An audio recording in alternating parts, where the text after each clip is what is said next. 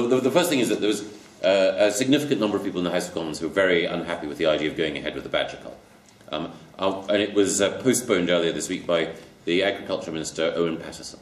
I started out as someone who I'll be honest, was ignorant about this issue. And when it was put to me, you know, we're going to have a cull of badgers, I thought, why?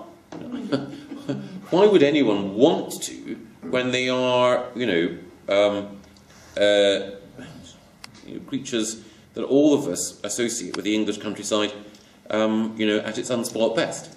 And then I had a look at the issue, and it is the case that in certain parts of the country, badgers, because of the way in which they carry tuberculosis, are infecting our cattle stock. And if we want to have, essentially, livestock farming, if we want to have beef and milk supplied in this country, then we need to bring tuberculosis under control.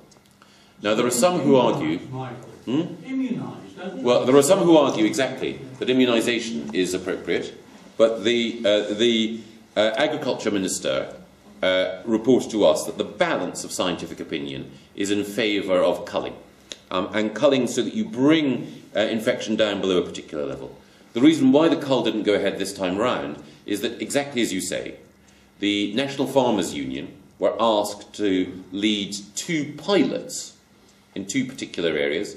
They said that they would be able to deliver, but with the best will in the world they weren't able to because of an underestimate of the number of badgers in that area and a lack of appropriate planning. So, because the government felt, we can't go ahead when the people with whom we want to work in good faith don't feel that it's right to go ahead, then we'll postpone and we'll go ahead subsequently. And now, whenever there's a delay like this, that always gives people an opportunity to say, well, should you really think again and not proceed in this way? But I think that the broader question that we have to answer is, do we want farming, livestock farming, to survive? And if